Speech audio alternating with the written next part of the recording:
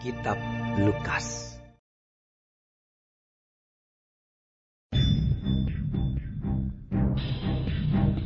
Lalu bangkitlah seluruh sidang itu dan Yesus dibawa menghadap Pilatus. Di situ mereka mulai menuduh dia. Katanya, telah kedapatan oleh kami bahwa orang ini menyesatkan bangsa kami dan melarang membayar pajak kepada Kaisar. Dan tentang dirinya, ia mengatakan bahwa ia adalah Kristus, yaitu Raja. Pilatus bertanya kepadanya, "Engkaukah Raja orang Yahudi?" Jawab Yesus, "Engkau sendiri mengatakannya." Kata Pilatus kepada imam-imam kepala dan seluruh orang banyak itu, "Aku tidak mendapati kesalahan apapun pada orang ini." Tetapi mereka makin kuat mendesak. Katanya, ia menghasut rakyat dengan ajarannya di seluruh Yudea. Ia mulai di Galilea dan sudah sampai ke sini. Ketika Pilatus mendengar itu, ia bertanya, apakah orang itu seorang Galilea? Dan ketika ia tahu bahwa Yesus seorang dari wilayah Herodes, ia mengirim dia menghadap Herodes, yang pada waktu itu ada juga di Yerusalem. Ketika Herodes melihat Yesus, ia sangat girang. Sebab sudah lama ia ingin melihatnya, karena ia sering mendengar tentang dia. Lagi pula, ia mengharapkan melihat bagaimana Yesus mengadakan suatu tanda. Ia mengajukan banyak pertanyaan kepada Yesus. Tetapi Yesus tidak memberi jawaban apapun. Sementara itu imam-imam kepala dan ahli-ahli Taurat maju ke depan dan melontarkan tuduhan-tuduhan yang berat terhadap dia. Maka mulailah Herodes dan pasukannya menista dan mengolok-olokkan dia. Ia mengenakan jubah kebesaran kepadanya, lalu mengirim dia kembali kepada Pilatus. Dan pada hari itu juga bersahabatlah Herodes dan Pilatus. Sebelum itu, mereka bermusuhan. Lalu Pilatus mengumpulkan imam-imam kepala dan pemimpin-pemimpin serta rakyat dan berkata kepada mereka, "Kamu telah membawa orang ini kepadaku sebagai seorang yang menyesatkan rakyat. Kamu lihat sendiri bahwa aku telah memeriksanya. Dan dari kesalahan-kesalahan yang kamu tuduhkan kepadanya, tidak ada yang kudapati padanya. Dan Herodes juga tidak, sebab ia mengirimkan dia kembali kepada kami. Sesungguhnya, tidak ada suatu apapun yang dilakukannya yang setimpal dengan hukuman mati. Jadi aku akan menghajar dia, lalu melepaskannya." Sebab ia wajib melepaskan seorang bagi mereka pada hari raya itu. Tetapi mereka berteriak bersama-sama, "Enyahkanlah dia! Lepaskanlah Barabas bagi kami!" Barabas ini dimasukkan ke dalam penjara berhubung dengan suatu pemberontakan yang telah terjadi di dalam kota dan karena pembunuhan. Sekali lagi Pilatus berbicara dengan suara keras kepada mereka karena ia ingin melepaskan Yesus. Tetapi mereka berteriak membalasnya. Katanya, "Salibkanlah dia! Salibkanlah dia!" Kata Pilatus untuk ketiga kalinya kepada mereka, "Kejahatan apa yang sebenarnya telah dilakukan orang ini? Tidak ada suatu kesalahan pun yang kudapati padanya yang setimpal dengan hukuman mati. Jadi aku akan menghajar dia, lalu melepaskannya." Tetapi dengan berteriak mereka mendesak dan menuntut supaya ia disalibkan, dan akhirnya mereka menang dengan teriak mereka. Lalu Pilatus memutuskan supaya tuntutan mereka dikabulkan, dan ia melepaskan orang yang dimasukkan ke dalam penjara karena pemberontakan dan pembunuhan itu sesuai dengan tuntutan mereka. Tetapi Yesus diserahkannya kepada mereka untuk diperlakukan semau-maunya. Ketika mereka membawa Yesus, Mereka menahan seorang yang bernama Simon dari Kirene, yang baru datang dari luar kota, lalu diletakkan salib itu di atas bahunya, supaya dipikunya sambil mengikuti Yesus. Sejumlah besar orang mengikuti dia, di antaranya banyak perempuan yang menangisi dan meratapi dia. Yesus berpaling kepada mereka dan berkata, Hai putri-putri Yerusalem, janganlah kamu menangisi aku, melainkan tangisilah dirimu sendiri dan anak-anakmu. Sebab lihat, akan tiba masanya orang berkata, berbahagialah perempuan mandul dan yang rahimnya tidak pernah melahirkan, dan yang susunya tidak pernah menyusui. Maka orang akan mulai berkata kepada gunung-gunung, runtuhlah menimpa kami, dan kepada bukit-bukit, timbunilah kami. Sebab jikalau orang berbuat demikian dengan kayu hidup, apakah yang akan terjadi dengan kayu kering?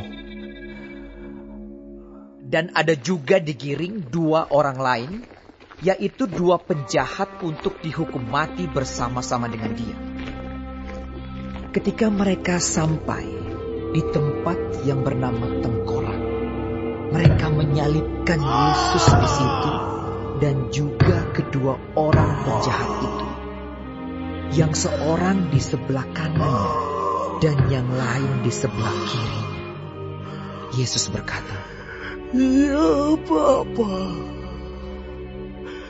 ampunilah mereka, sebab mereka tidak tahu apa yang mereka perbuat. dan mereka membuang undi untuk membagi pakaiannya. Orang banyak berdiri di situ dan melihat semuanya. Pemimpin-pemimpin mengejek dia, katanya, Orang lain ia selamatkan, biarlah sekarang ia menyelamatkan dirinya sendiri, jika ia adalah Mesias, orang yang dipilih Allah. Juga prajurit-prajurit mengolok-olokkan dia. Mereka mengunjukkan anggur asam kepadanya dan berkata, Jika engkau adalah raja orang Yahudi, selamatkanlah dirimu. Ada juga tulisan di atas kepalanya, Inilah raja orang Yahudi. Seorang dari penjahat yang digantung itu menghujat dia, katanya, Bukankah engkau adalah Kristus? Selamatkanlah dirimu dan kami. Tetapi yang seorang menegur dia, katanya, Tidakkah engkau takut juga tidak kepada Allah, sedang engkau menerima hukuman yang sama?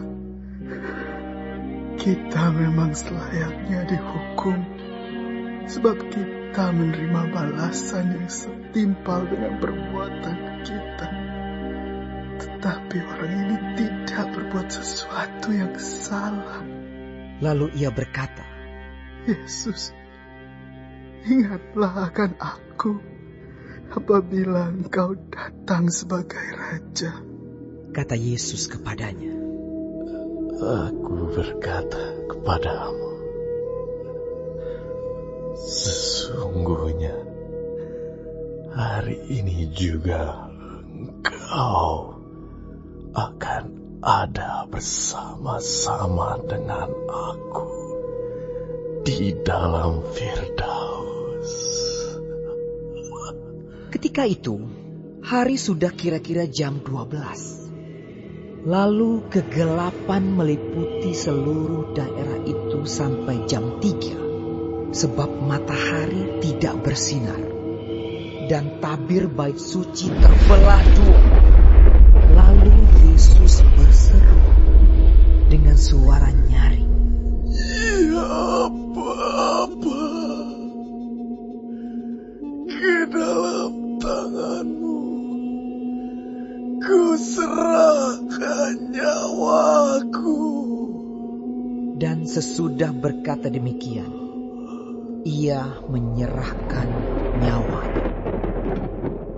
Ketika kepala pasukan melihat apa yang terjadi, ia memuliakan Allah. Katanya, Sungguh, orang ini adalah orang benar. dan sesudah seluruh orang banyak yang datang berkerumun di situ untuk tontonan itu, melihat apa yang terjadi itu, pulanglah mereka sambil memukul-mukul diri. Semua orang yang mengenal Yesus dari dekat, termasuk perempuan-perempuan yang mengikuti dia dari Galilea, berdiri jauh-jauh dan melihat semuanya itu. Adalah seorang yang bernama Yusuf. Ia anggota majelis besar dan seorang yang baik lagi benar. Ia tidak setuju dengan putusan dan tindakan majelis itu. Ia berasal dari Arimatea, sebuah kota Yahudi, dan ia menanti-nantikan kerajaan Allah. Ia pergi menghadap Pilatus dan meminta mayat Yesus. Dan sesudah ia menurunkan mayat itu, ia mengapaninya dengan kain lenan, lalu membaringkannya di dalam kubur yang digali di dalam bukit batu, di mana belum pernah dibaringkan mayat. Hari itu adalah hari persiapan dan Sabat hampir mulai. Dan perempuan-perempuan yang datang bersama-sama dengan Yesus dari Galilea ikut serta, dan mereka melihat kubur itu dan bagaimana mayatnya dibaringkan. Dan setelah pulang, mereka menyediakan rempah-rempah dan minyak mur. Dan pada hari Sabat mereka beristirahat menurut hukum Taurat.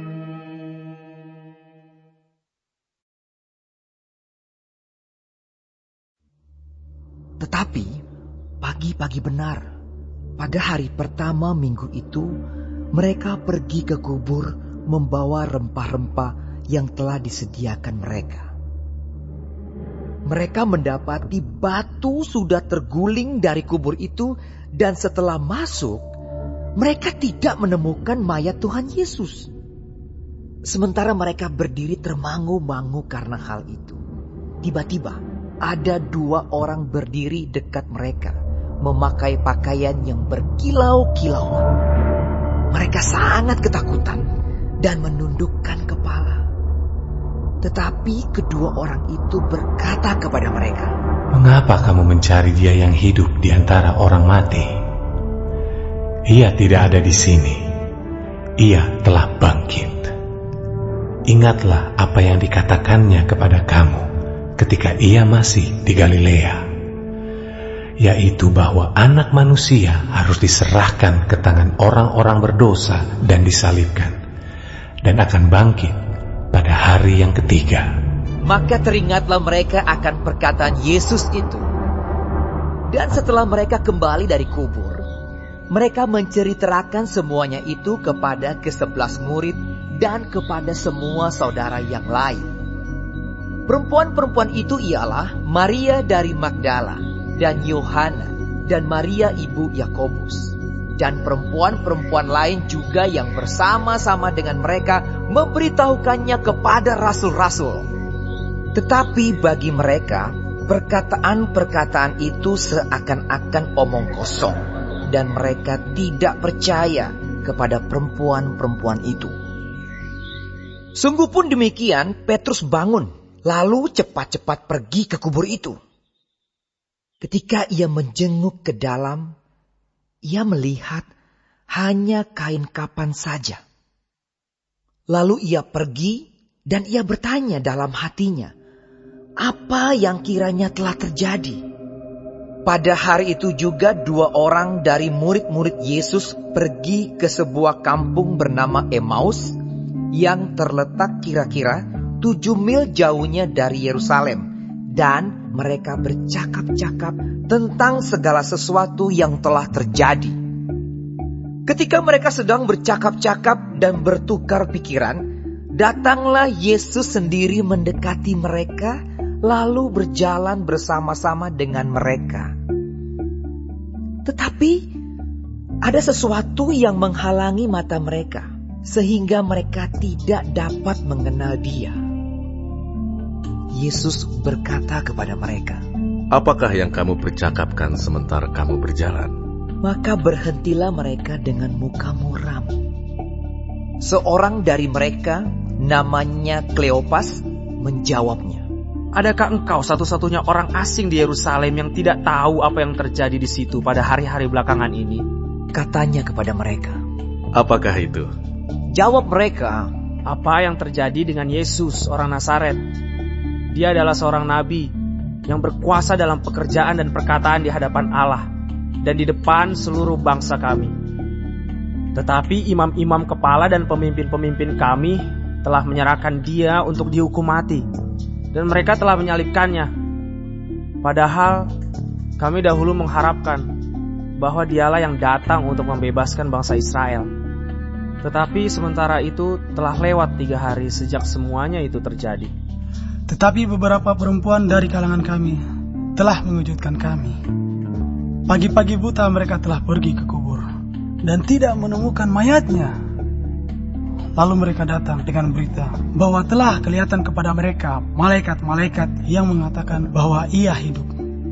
Dan beberapa teman kami telah pergi ke kubur itu dan mendapati bahwa memang benar yang dikatakan perempuan-perempuan itu, tetapi Dia tidak mereka lihat." Lalu Ia berkata kepada mereka, "Hai kamu orang bodoh, betapa lambannya hatimu, sehingga kamu tidak percaya segala sesuatu yang telah dikatakan para nabi.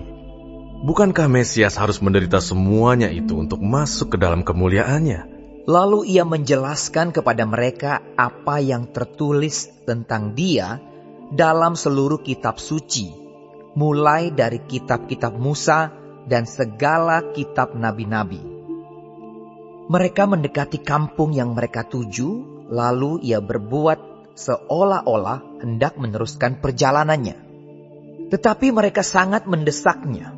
Katanya, "Tinggallah bersama-sama dengan kami, sebab hari telah menjelang malam, dan matahari hampir terbenam." Lalu masuklah Ia untuk tinggal bersama-sama dengan mereka. Waktu Ia duduk makan dengan mereka, Ia mengambil roti, mengucap berkat, lalu memecah-mecahkannya dan memberikannya kepada mereka. Ketika itu terbukalah mata mereka dan mereka pun mengenal Dia, tetapi Ia lenyap dari tengah-tengah mereka. Kata mereka seorang kepada yang lain, Bukankah hati kita berkobar-kobar ketika Ia berbicara dengan kita di tengah jalan dan ketika Ia menerangkan kitab suci kepada kita? Lalu bangunlah mereka dan terus kembali ke Yerusalem. Di situ mereka mendapati ke-11 murid itu. Mereka sedang berkumpul bersama-sama dengan teman-teman mereka. Kata mereka itu, Sesungguhnya Tuhan telah bangkit dan telah menampakkan diri kepada Simon. Lalu kedua orang itu pun menceritakan apa yang terjadi di tengah jalan dan bagaimana mereka mengenal Dia pada waktu Ia memecah-mecahkan roti. Dan sementara mereka bercakap-cakap tentang hal-hal itu, Yesus tiba-tiba berdiri di tengah-tengah mereka dan berkata kepada mereka, "Damai sejahtera bagi kamu." Mereka terkejut dan takut dan menyangka bahwa mereka melihat hantu. Akan tetapi Ia berkata kepada mereka, "Mengapa kamu terkejut? Dan apa sebabnya timbul keraguan-raguan di dalam hati kamu? Lihatlah tanganku dan kakiku. Aku sendirilah ini. Rabalah aku dan lihatlah. Karena hantu tidak ada daging dan tulangnya, seperti yang kamu lihat ada padaku." Sambil berkata demikian, Ia memperlihatkan tangan dan kakinya kepada mereka. Dan ketika mereka belum percaya karena girangnya dan masih heran, berkatalah Ia kepada mereka, "Adakah padamu makanan di sini?" Lalu mereka memberikan kepadanya sepotong ikan goreng. Ia mengambilnya dan memakannya di depan mata mereka. Ia berkata kepada mereka, "Inilah perkataanku yang telah kukatakan kepadamu ketika aku masih bersama-sama dengan kamu, yakni bahwa harus digenapi semua yang ada tertulis tentang aku dalam kitab Taurat Musa dan kitab Nabi-Nabi dan kitab Mazmur." Lalu ia membuka pikiran mereka sehingga mereka mengerti kitab suci. Katanya kepada mereka, "Ada tertulis demikian, Mesias harus menderita dan bangkit dari antara orang mati pada hari yang ketiga. Dan lagi, dalam namanya berita tentang pertobatan dan pengampunan dosa harus disampaikan kepada segala bangsa, mulai dari Yerusalem. Kamu adalah saksi dari semuanya ini, dan aku akan mengirim kepadamu apa yang dijanjikan Bapakku. Tetapi kamu harus tinggal di dalam kota ini sampai kamu diperlengkapi dengan kekuasaan dari tempat tinggi." Lalu Yesus membawa mereka keluar kota sampai dekat Betania. Di situ ia mengangkat tangannya dan memberkati mereka. Dan ketika ia sedang memberkati mereka, ia berpisah dari mereka dan terangkat ke sorga. Mereka sujud menyembah kepadanya. Lalu mereka pulang ke Yerusalem dengan sangat bersukacita. Mereka senantiasa berada di dalam bait Allah dan memuliakan Allah.